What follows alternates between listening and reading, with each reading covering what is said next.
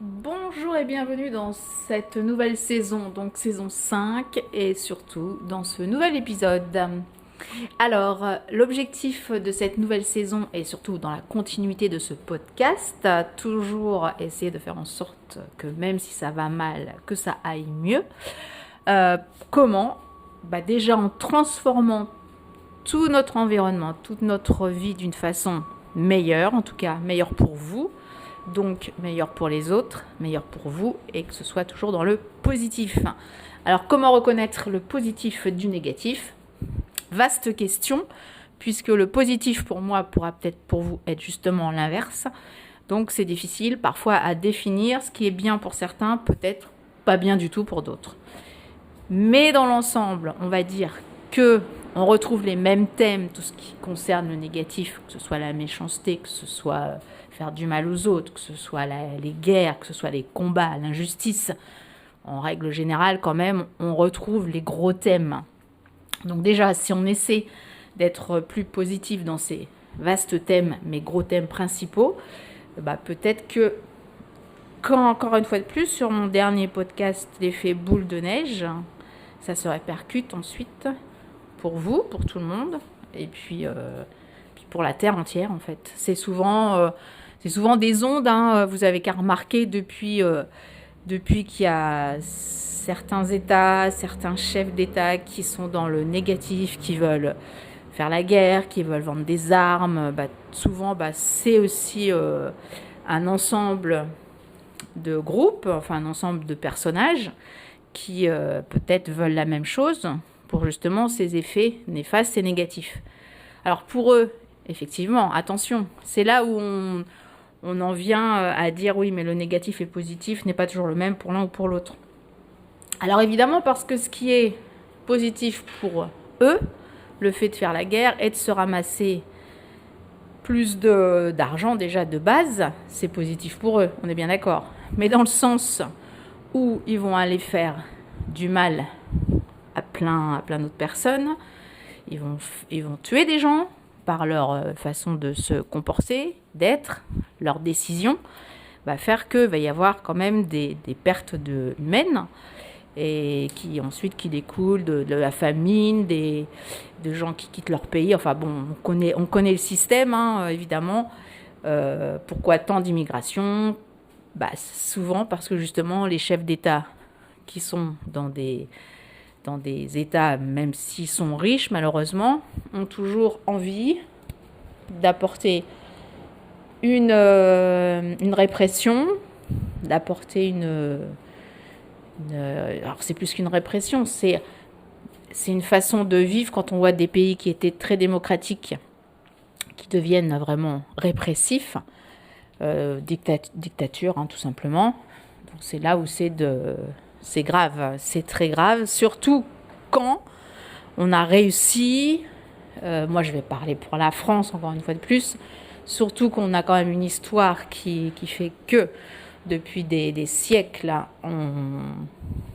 nos ancêtres, même pas nos ancêtres, enfin toute cette histoire fait que on s'est battu pour vivre mieux, on s'est battu pour vivre libre, aussi bien les femmes que les hommes. Et on s'aperçoit que malheureusement, et en peu de temps, en très peu de temps, on nous enlève progressivement liberté. Du coup, même liberté, laïcité, quand on parle de fraternité, ça en découle aussi parce que moins on est libre, la personne d'à côté est moins libre. Et de toute façon, ça ne peut créer que des ambiguïtés, que du mal-être et pas un bon vivre, tout simplement. Alors, effectivement, tout ce qui se passe actuellement, il faut essayer de faire en sorte que ça change.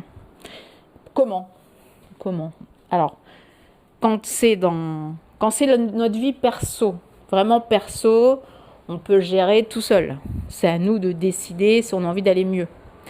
Là, ce qui est très embêtant, c'est que là, c'est non seulement ça touche la vie perso, parce que là, du coup, ça devient beaucoup plus vaste, l'histoire du positif et de la liberté et de l'humanité.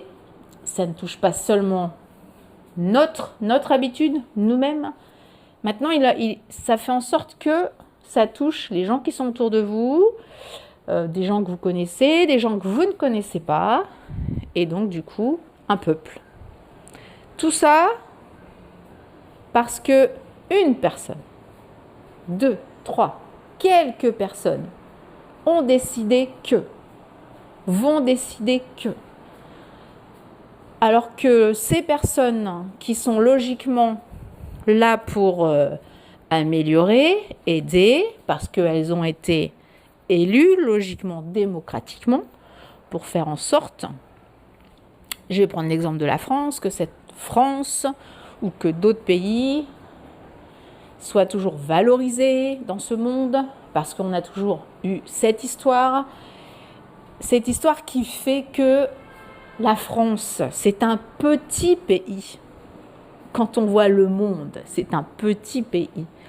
Mais ce qui est très intéressant, et c'est là où quand on voyage, on s'aperçoit que même s'il y en a qui ne savent pas forcément où est placée la France, ils ne savent pas forcément parler français non plus. Mais ce qui est intéressant, c'est d'avoir l'attitude des personnes qui demandent, et je prends mon exemple parce que en étant dans un pays étranger, là, la première question, alors que souvent quand j'ai voyagé, pas dans tout le monde, mais il y a quelques années, quand on voyageait, on parlait pas de la politique, comment se passe la politique. On parlait de comment vous vivez en France, comment c'est la France, c'est un beau pays, Paris, ta. Là, les questions qu'on nous pose, c'est mais comment c'est la politique en France ? Est-ce que c'est vraiment ce qu'on voit, ce qu'on entend aux infos ?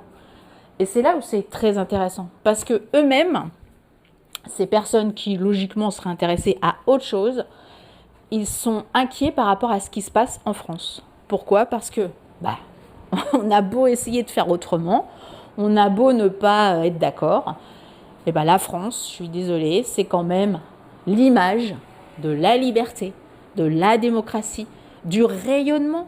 Et c'est ça qui est terrible, c'est quand nos chefs d'État ne comprennent pas ça, ne voient pas, ils veulent pas comprendre, ils veulent pas voir, qu'en fin de compte, je vais peut-être aller loin en disant ça, mais la France reste encore un exemple ou en tout cas, elle était encore un exemple de positivité. Et pour qu'on prenne exemple, parce que dans sa liberté, dans sa démocratie et dans son ouverture d'esprit. Parce qu'il y a plein de pays, justement, ils n'ont pas ça ou ils n'avaient pas ça. Et le fait que la France ait ça, c'était vraiment un modèle, un exemple pour eux. Et là, ce qui se passe là, ou en tout cas ce que les politiques veulent faire, ou ce que l'Europe veut faire du coup, et ce qui est dommage, parce que c'est pareil, l'Europe c'est un beau projet, mais il faut que ce soit une Europe avec plein de pays qui participent, mais pour justement garder aussi leurs valeurs à chaque pays. Il ne faut pas que, comme certains le veulent, que l'Europe devienne un État. Il ne faut surtout pas faire ça. Surtout pas, parce que tellement les pays, dans leur identité propre, ils sont intéressants. Et c'est là où on est riche en apportant plein de choses différentes, tout en gardant cette liberté, tout cet art. C'est ça le plus important, plutôt que d'aller chercher à faire des guerres toujours pour détruire. Surtout que fabriquer des armes pour pouvoir se défendre, je peux le comprendre, mais en tout cas fabriquer des armes pour aller descendre les autres, ça, moi, à un moment donné, je ne peux pas, je ne comprends plus. Alors que justement, assurer notre sécurité, oui, mais en même temps développer l'art et développer cette liberté. Mais effectivement, plus les peuples seront libres et moins les dirigeants, eux, pourront manier les peuples. Alors qu'ils n'ont encore rien compris qu'à un moment donné, de toute façon, les gens, le peuple est fait pour rayonner et être libre, parce que c'est comme ça qu'un pays est plus fort et plus riche aussi. Alors évidemment, ce qui est important aussi, c'est que les gens qui viennent dans un pays, les gens qui veulent participer à la richesse de ce pays, au développement de ce pays, Il faut qu'ils partagent ces idées-là. Parce que si pour eux, la liberté, c'est pas important, la liberté des femmes, la liberté des hommes, la liberté de l'art, la richesse de découvrir d'autres choses, s'ils ne sont pas d'accord avec ça, et s'ils sont là juste pour justement profiter de cette liberté, de ce système pour la contourner, parce que dans certaines politiques, dans certains peuples, le problème, c'est qu'ils se servent de notre liberté pour, eux, amener leur non-liberté. Et c'est là où ça ne peut pas aller. C'est là où il faut faire des stops. Mais les stops, on aurait dû les faire depuis longtemps. Les stops sur les cantines, les stops sur la façon de vivre. Après, encore une fois de plus, c'est perso. Je ne vais pas rentrer dans les détails encore une fois de plus.